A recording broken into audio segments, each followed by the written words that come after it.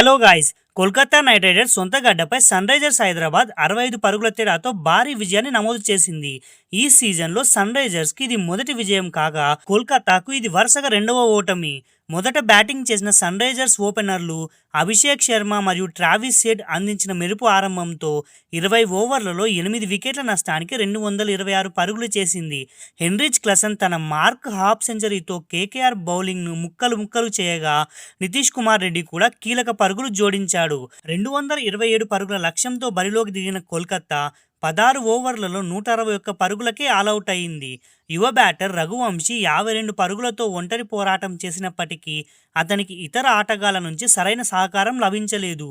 రింకు సింగ్ 35 పరుగులు, Finn Allen 28 పరుగులు చేశారు. మ్యాచ్ అనంతరం కేకేఆర్ కెప్టెన్ అజింక్య రహానే తమ ఓటమికి గల కారణాలు వివరించాడు.